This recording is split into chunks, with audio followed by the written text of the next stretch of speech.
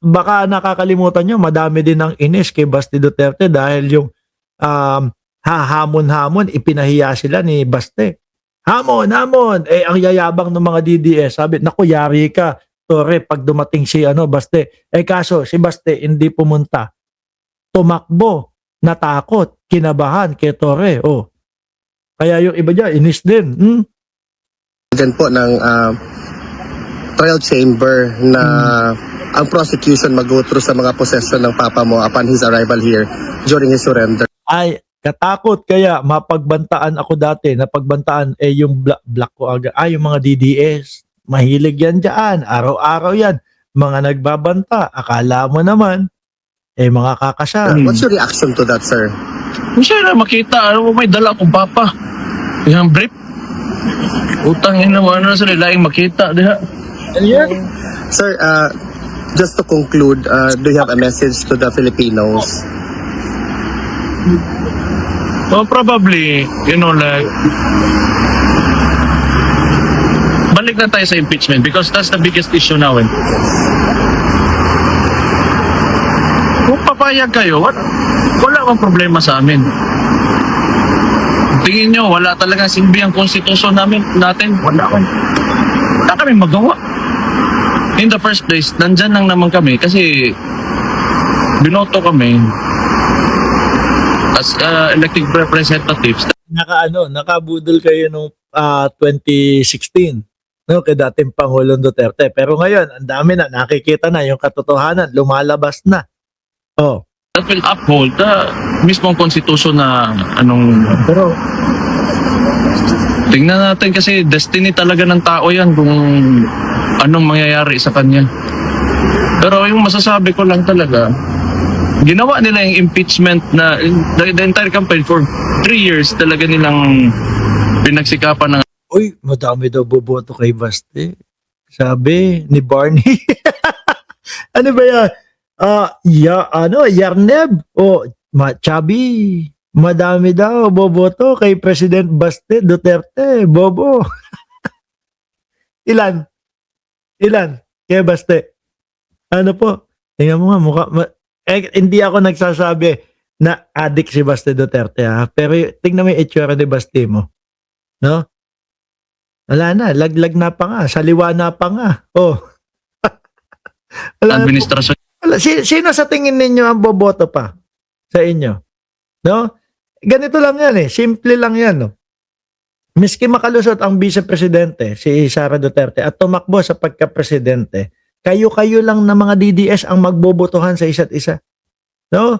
Kapag itong administrasyon na ito, pink at pula, talagang nagkasundo na magjo-join force.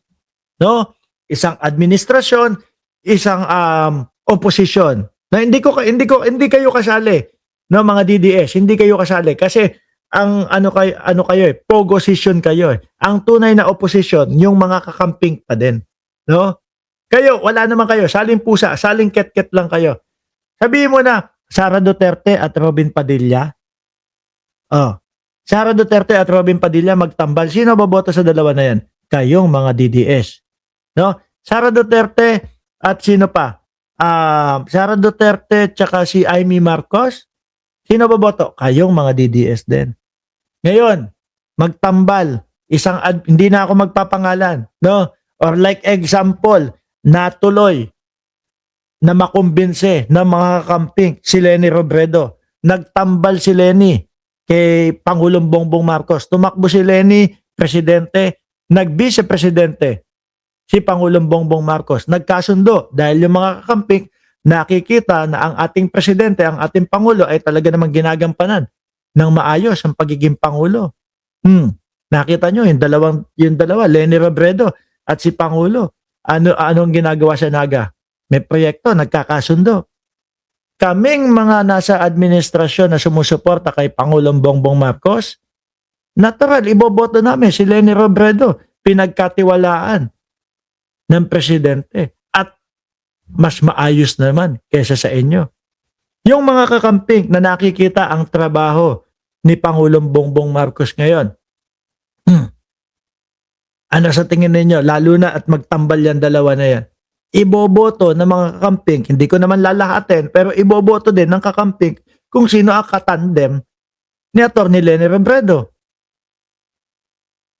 Alangan naman iboto yung mga DDS. Kayo-kayo na lang yan. Oh. Kayo-kayo lang ang magbobotohan sa mga sarili ninyo. No? Kaya kung nangangarap kayo na mananalo ng 2028, galingan nyo mag-analisa. Makikita ninyo, wala na kayo. Utangin na yung mga paano nyo, yung mga ano tawag dito, yung mga parali ninyo, aarkila kayo ng mga court, yung mga covered court, aarkilahin ninyo. 'Di ba?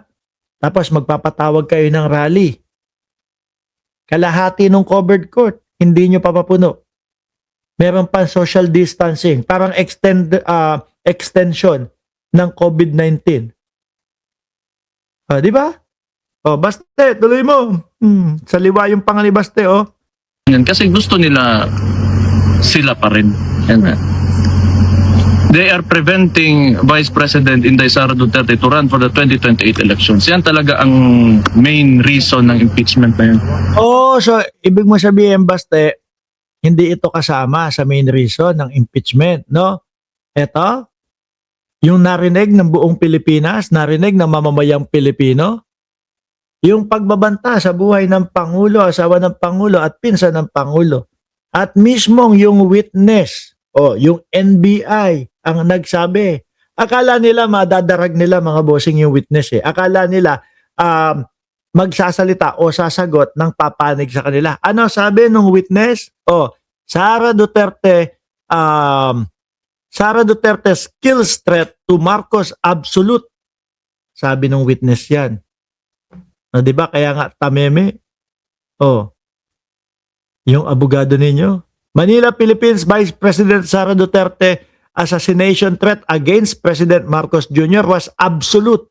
An agent of the NBI, National Bureau of Investigation, told the impeachment court on Wednesday. Absolute, sabi ni Kalilong. At sino daw ho, mga kababayan?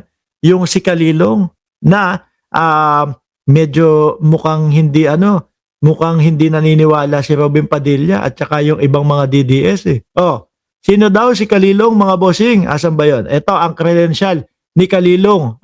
Bachelor of Science. Pakinggan nyo, no? Ibang klase. Robin Padilla, malakas ang loob. Gusto ko pong malaman ang credential nitong witness natin. Ikaw